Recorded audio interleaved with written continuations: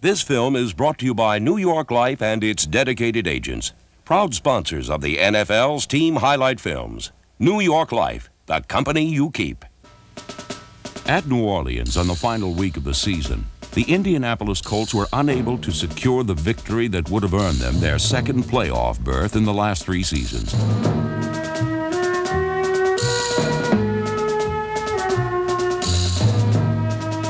But even defeat holds valuable lessons.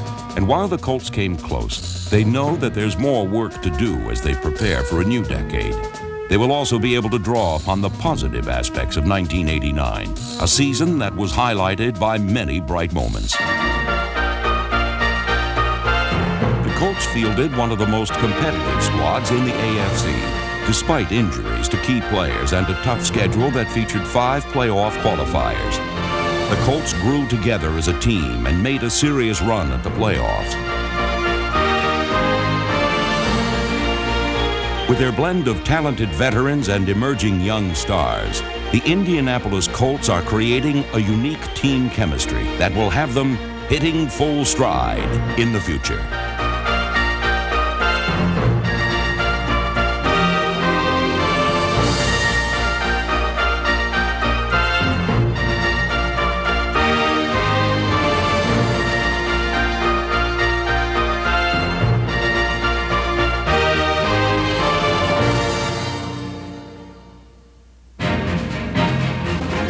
In the front office, the sound leadership of owner Robert Irsay and general manager Jim Irsay has steered the Colts into contention.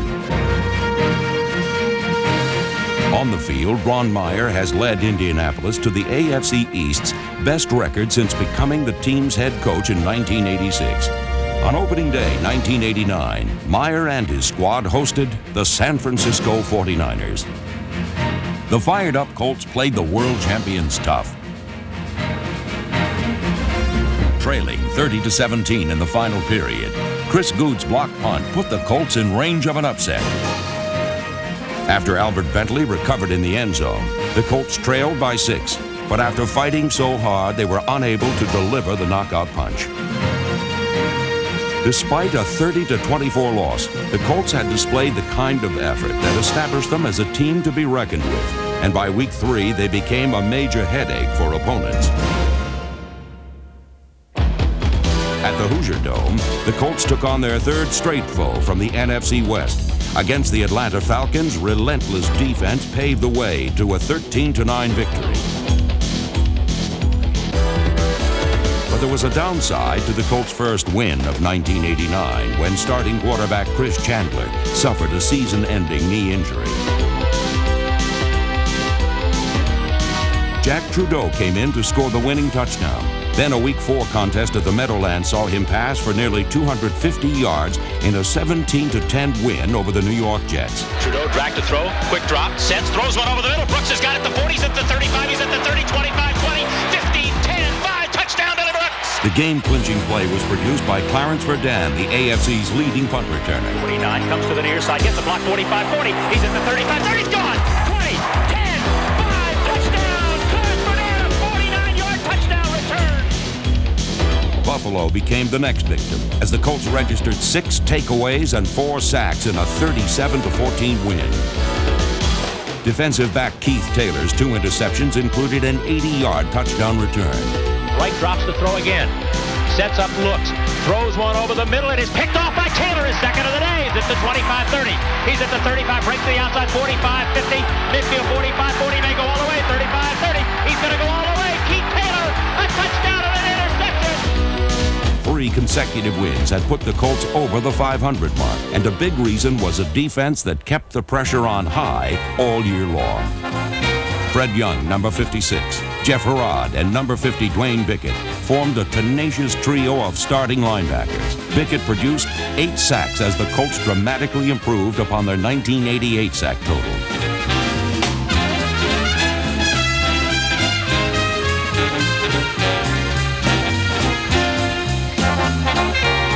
Young's second year in Indianapolis saw him become more comfortable with the Colts system.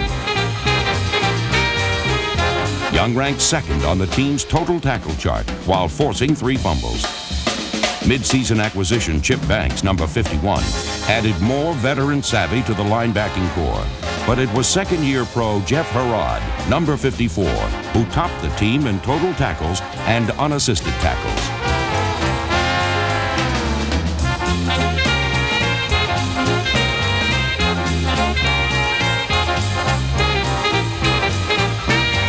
Herrod's hallmark is heads-up play, and Indianapolis boasts another fine young linebacker in O'Brien Alston, number 97, who played tough before a knee injury put him out for the season.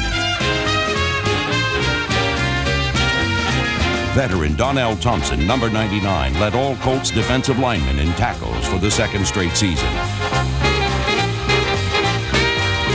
And number 90, Ezra Johnson, was still making life miserable for quarterbacks in his 13th NFL campaign. John Hand, number 78, spearheaded a pass rush that totaled 46 sacks, the most by a Colt team since 1977. And posted a career-best 10 sacks and was instrumental in creating the kind of pressure and pursuit that enabled Indianapolis to lead the AFC in sack yardage. And the defense wore the look of a winner when they paid a Week 7 visit to Cincinnati's Riverfront Stadium. The Colts faced and stared down the AFC's top-rated offense. Indianapolis lit a fire under Boomer Esiason, producing 5 sacks and 4 takeaways. There were bright lights on offense, too. Jack Trudeau led an attack that emphasized ball control, and he also placed an important long-distance call to Clarence Verdun, number 83.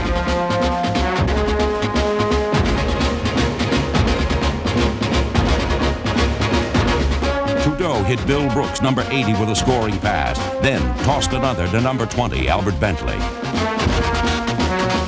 Eric Dickerson rushed for 152 yards and a touchdown. Give to Dickerson up the middle, cuts to the far side, turns the corner at the 20, gets to the 15, he's at the 10, he's at the 5, touchdown Dickerson! 21-yard touchdown run for Eric! The Colts had kept the high-scoring defending conference champions out of the end zone in a 23-12 victory that would stand as one of their finest all-around performances of 1989.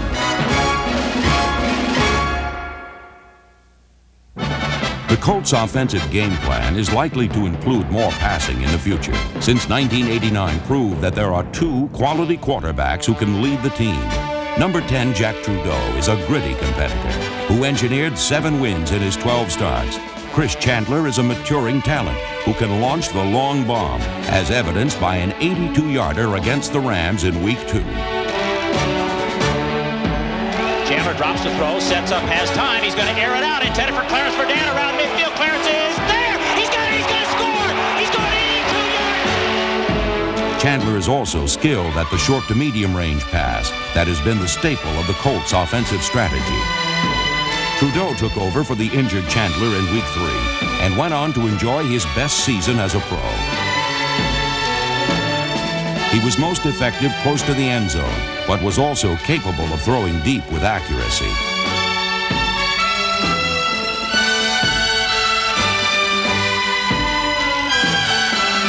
While Trudeau and Chandler provide the Colts with a pair of fine passers, the team also boasts a trio of productive pass catchers.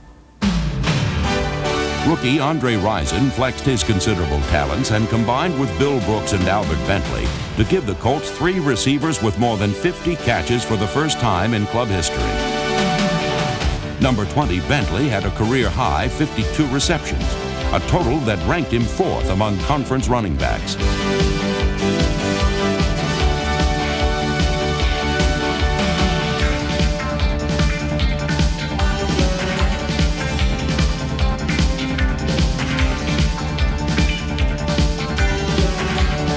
Brooks, number 80, reaffirmed his reputation as a top-flight possession receiver as he led the team with 63 receptions while gaining more than 900 yards.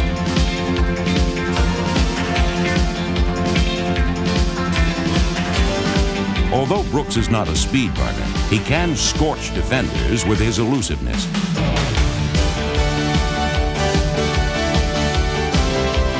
Brooks is at his best when negotiating his way through traffic. And the Colts possess another excellent escape artist in Andre Rison, number 85.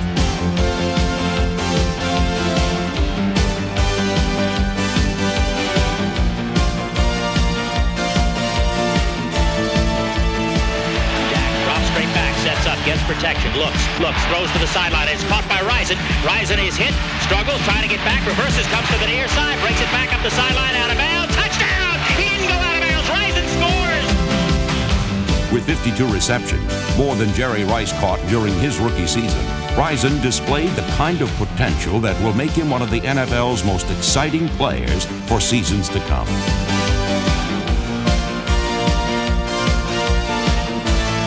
Rison and the offense were often able to capitalize on scoring opportunities that were set up by the defense's hands-on approach to the business of forcing turnovers.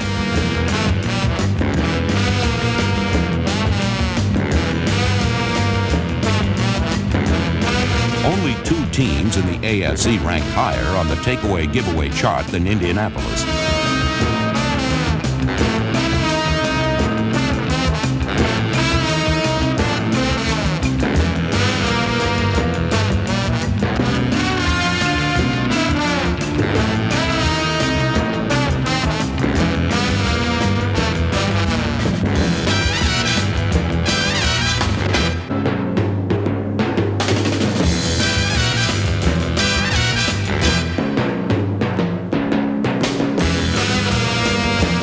Colts produced 21 pass thefts, and many of these resulted in big gains. Their 391 return yards represented the highest total in the NFL for 1989.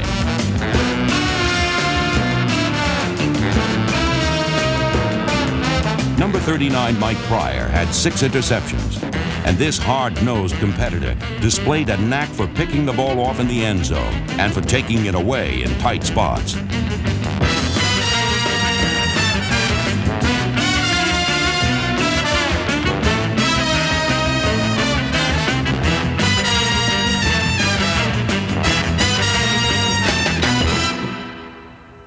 Pryor and number 27, Keith Taylor, combined for 13 of the team's 21 interceptions.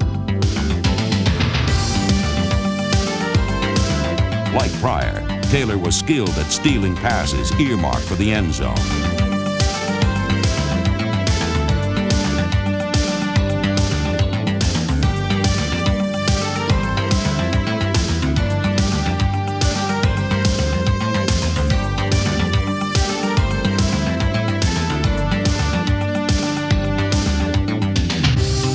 Taylor's 7 interceptions led the Colts, and his 225 return yards established a new single-season team record, breaking an old mark that had stood for more than 30 years.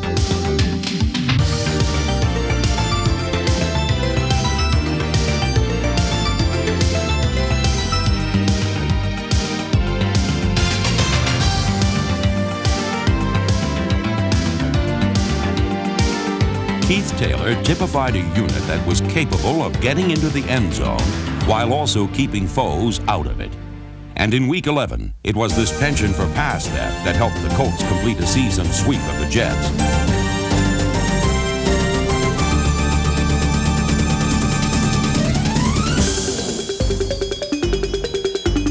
Chip Banks and Mike Pryor produced 2 of the Colts' 3 steals against the Jets' Ken O'Brien.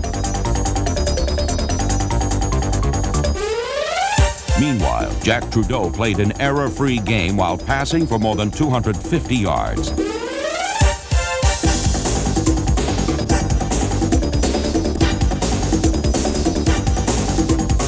Andre Rison gained over 100 receiving yards, and Trudeau's 1-yard toss to tight end Pat Beach, number 81, contributed to a 27-10 victory that enabled the Colts to notch an important division win.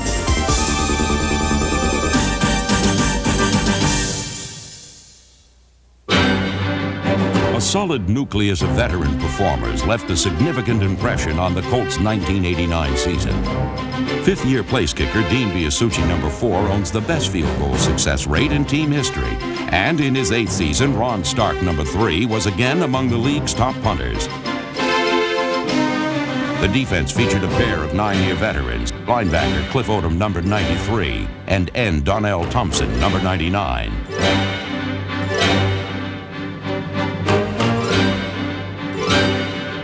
Seventh-year pro Harvey Armstrong, number 79, started all 16 games at nose tackle.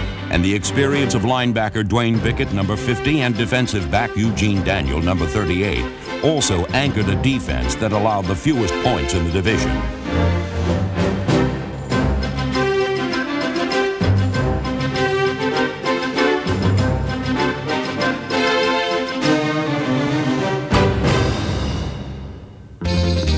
The offense derived plenty of power from frontline veterans Ben Utt, number 64, Kevin Call, Brian Baldinger, Pro Bowl tackle Chris Hinton, number 75, and center Ray Donaldson, who teamed with youngster Randy Dixon to allow just 28 sacks, the fourth lowest total in the NFL. Number 53, Donaldson's ferocious downfield blocking earned him Pro Bowl honors for the fourth straight year. The offensive line enabled 5-year pro Albert Bentley, number 20, to display his versatility. The Colts' backfield also boasts one of the most productive runners to ever play the sport. Number 29, Eric Dickerson, surpassed 10,000 rushing yards in the first game of the season and the 91st contest of his career. No back in league history has ever gained more yards so quickly.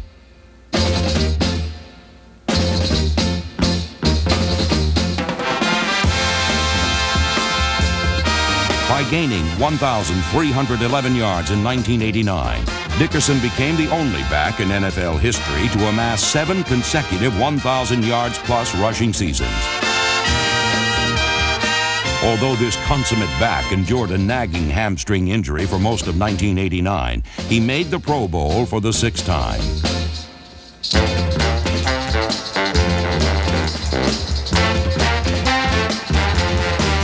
Dickerson led the Colts in touchdowns with 8, and he rushed for more than 100 yards in 6 different games. 4 of those games were at the Hoosier Dome, where the Colts have a knack for turning opponents upside down. They posted a 6-2 record at the Dome. 4 of those wins came during the final 6 weeks of the season. There was no place like home for the Colts, or for their fans, who continually demonstrated their appreciation and their imagination when the hometown team swung into action. Amidst this season-long costume party, the Colts came dressed to thrill as they proved in a Week 12 come-from-behind effort against San Diego. 5 sacks highlighted a determined defensive effort that enabled the Colts to prevail.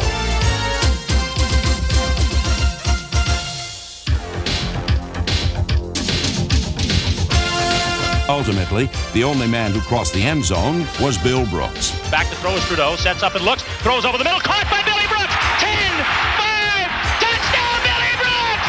Billy scores on a 25-yard pass! In a 10-6 victory, Brooks caught 8 passes for 101 yards. 2 weeks later against Cleveland, it was another outstanding wide receiver who commanded the spotlight. Drops to throw, sets up, looks, has time. Now it goes, he rides wide open, Risen, 15, 10, 5, touchdown! Andre Rison totaled 135 receiving yards in an impressive performance. When Jack Trudeau suffered a concussion, number 14, Tom Ramsey, stepped in to throw a game-tying touchdown pass to Pat Beach. This contest became an overtime nail-biter, and defensive back Mike Pryor turned in the clutch play that brought sudden death to the Browns. Ozar takes the snap, drops straight back, pressure coming, he throws one over the middle, intercepted! Picked off by Pryor. Pryor's at 50, 45, 40, he's going to go all the way!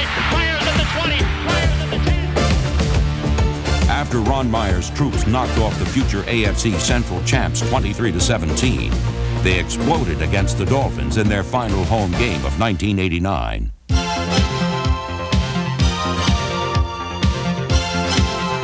The Colts erased a 10-0 deficit by hounding Dan Marino into one of the worst games of his career.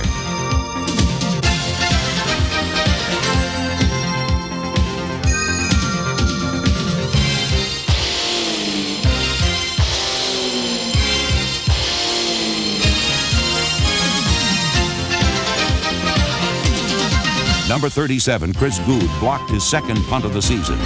and Eric Dickerson rushed for more than 100 yards and 2 scores.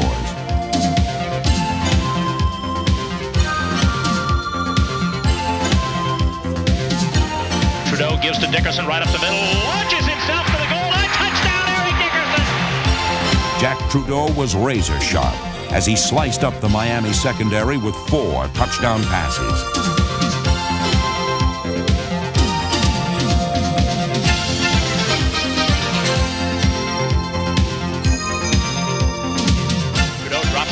Sets up, looks again. Nobody open, throws the end zone, touchdown Bentley! 4 scores for Jack Trudeau today! A 42-13 win demonstrated what the Colts can achieve when they're hitting full stride. In 1990, their goal is to maintain a winning pace throughout the entire season. As they demonstrated many times during 1989, the Colts have the potential and the personnel to attain this goal.